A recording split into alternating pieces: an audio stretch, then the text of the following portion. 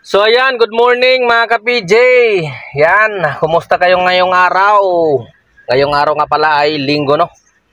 April 13, 2025. At yun, tulad ng dati, maaga ulit tayo lumabas para makauna na. Alam niyo naman, marami tayong kakompetensya, kaya kinakailangan bawal talaga magpakangkaang.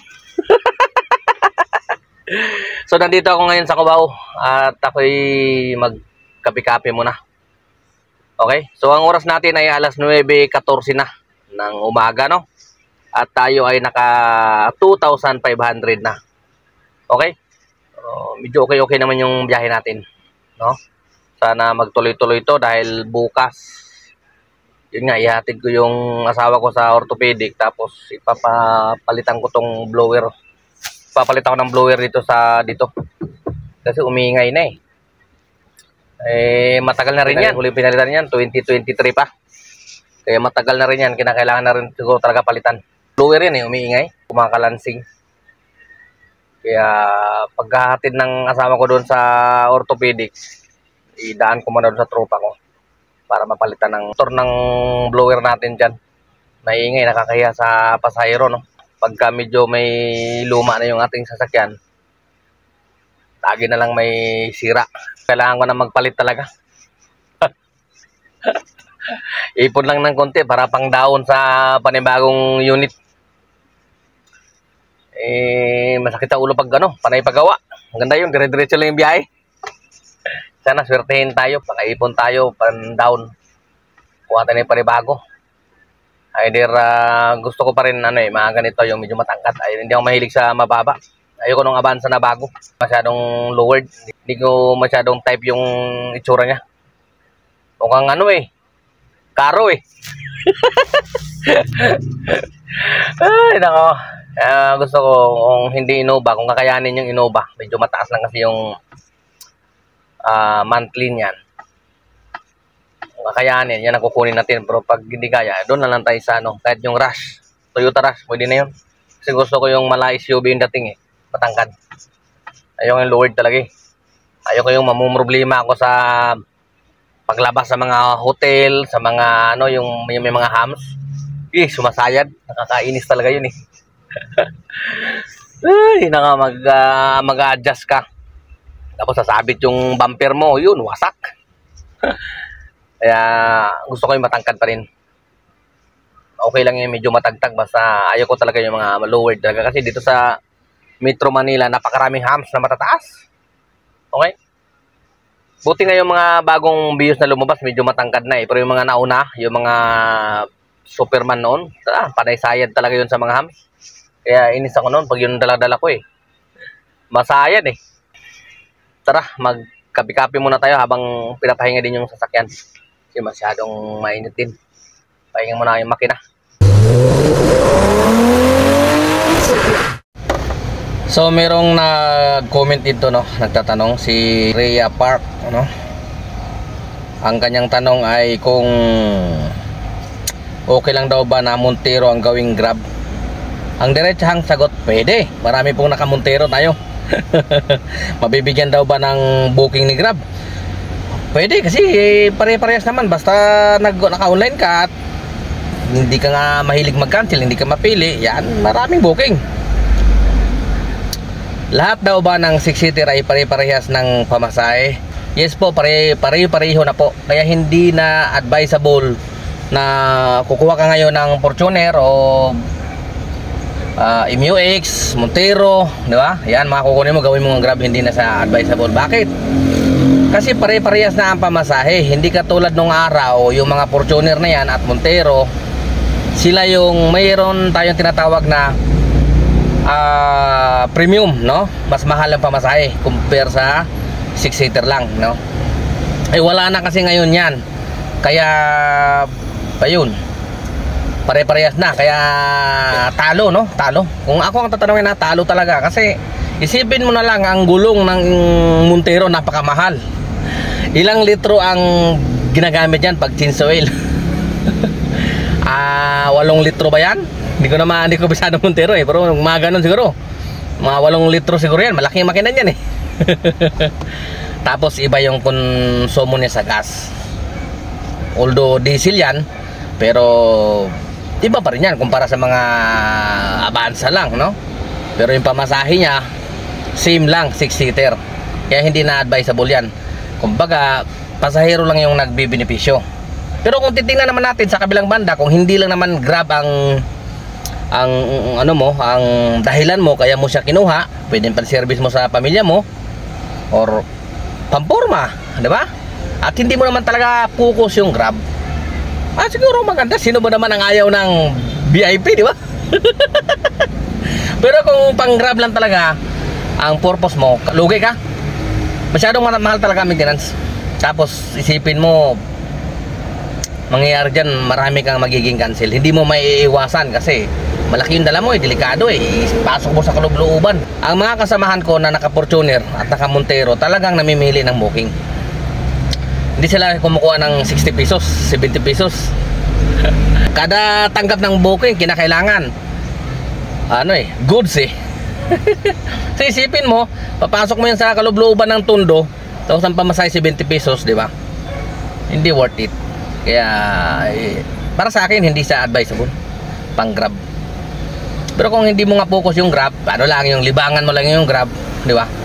Okay yan, pampurma yan Siguro may matatawag na priority kapag nga hindi ka mapili sa booking. Ang problema nga kung Montero ang tala mo, sigurado ako na magiging masilan ka. Katulad na lang ng mga looban, kapag kabisado mong isang lugar, sigurado ako hindi mo kukunin kasi alam mo mahihirapan ka pagpasok at paglabas.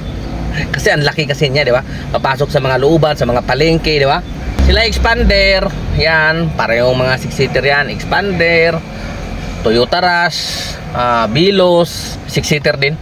Yun, mga yun. Pare-parehas lang ang pamasahe niyan lahat. Maraming lumabas ngayon na Avanza pagdating sa 6-seater kasi ganun din pamasahe, di ba? Tapos mura maintenance ang Avanza, di ba?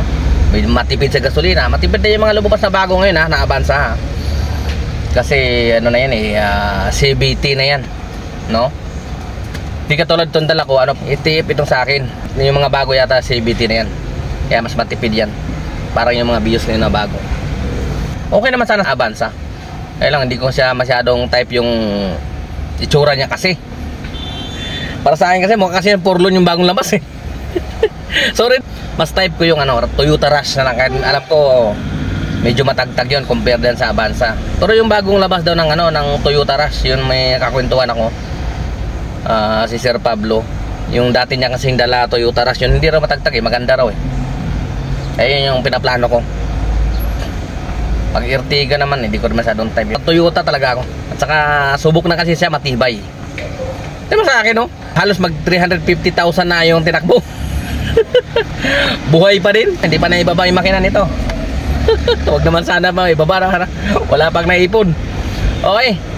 So yan, sana nasagot kong yung tanong. Okay. So yan, good evening.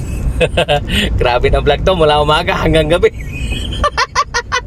Umaga pa nag-vlog, umabot na ng gabi. Ang oras natin ay alas 7:43 na. At ito na nga, pauwi na tayo sa bahay. Mamaya na tayo mag-earnings reveal. Kwento muna tayo konti para may konting matutunan din. Okay, so alam ko maraming makaka-relate nito at mga naka-experience na rin nito kagaya nito. Kasi ako naranasan ko na rin to nung nasa taxi pa ako. Kaya ito isi-share ko sa inyo para kumbaga maging aware tayo. Ganito kasi yan, kapag halimbawa nagda-drive ka tapos nagro-rolling ka, biglang may pumasok na booking. So siyempre ang mo kaagad, kailangan medyo alert tayo. So pag nakita natin maraming kanto, agad-agad iniisip mo baka mamaya lumampas ka, kaya gagawin mo kaagad yan, bak! Kabig kaagad sa kanan, sabay tabi, sabay tingin sa apps. Ang problema dyan, dahil napakarami ng motor ngayon, hindi mo alam, may motor na pala sa tagiliran mo na umu-overtake, pak! Pagkabig mo sa kanan, pak! Sapul, lipad ang motor, okay? Tapos, siyempre, at saka hindi lang din kabig yung problema dyan. Meron din dyan yung mapapaperino ka ng bigla, dahil iniisip mo, mamaya sayang, lumampas, mapapalayo ka na. Kaya preno ka agad, pam! Yung nasa likod din ng motor na.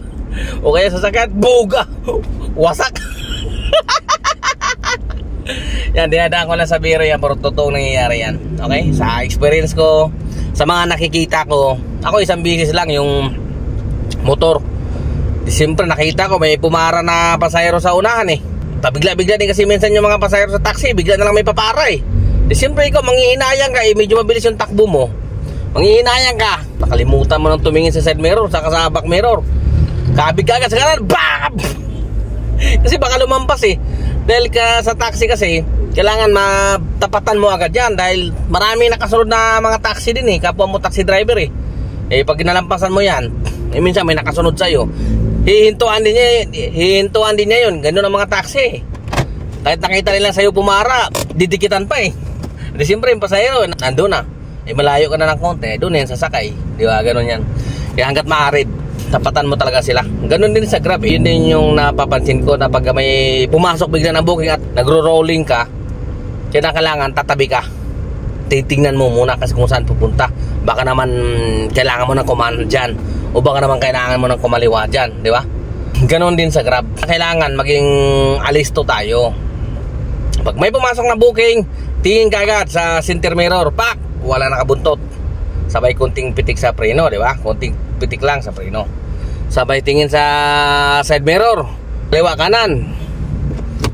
Tingin mo sa kanan, libre. Sabay dandahan no kabig. Ganun yan. Kasi pa safe talaga palagi. Kasi yan yung kardalasan na nakikita ko sa kalye. Yung pag natataranta, pag may pasahero, wala nang tingin-tingin, preno pak! Kabig pak! Kaya yan kadalasan na nakikita ko, aksidente. Okay? So yan, sinare ko lang sa inyo para pag kayo na aktual, lalo pag bago ka palang nagmaneho, hindi malayong mangyari talaga sa yan. Siyempre, hindi mo pa kabisado eh. Nangangapa ka pa eh. Tandaan mo yan. Pag may pumasok na booking, center mirror mo na, konting pitik sa preno, saka tingin mo na sa side mirror bago kabig, di ba? Ganun yan. Huwag pabigla-bigla talaga. Lalo sa panahon ngayon, napakarami ng motor sa kalye. Nung panahon namin sa taxi, isus, mangilan-ngilan lang yung motor. Ngayon, bigla-bigla na lang may sumusulpot yan sa harapan mo. Okay? Saka yung mga pagliko sa mga kanto, lalaki ng mga gutter ah. Tingnan nyo yung mga taxi na bumibiyahe, karamihan tama, tagis, tagiliran. Tumatama yan sa mga gutter eh, malaki, mataas na gutter. Kaya yun, karamihan talaga yan. Pag kabig, hindi kabig lang kaagad eh. Lagi mo isipin, dapat lagi ka may clearance talaga. Huwag yung ano, tansya-tansyahan lang basta. Kailangan clearance ka talaga. Di baling isipin na, laki naman ang kabig mo, okay lang yun, basta sigurado. Lalo na kung ikaw yung magpapagawa ng sasakyan, sarili mong sasakyan yan, papagawa ka, di ba? So ayan na mga ka-PJ, ang oras natin ay alas 8:21 na ng gabi, no? Ng linggo, April 13, 2025, no? At naka 5,322 lang tayo. Wala, puro maliliit yung booking. At naka 26 na bookings tayo. Sobrang bababa kasi, kaya tagal tayo makabuo.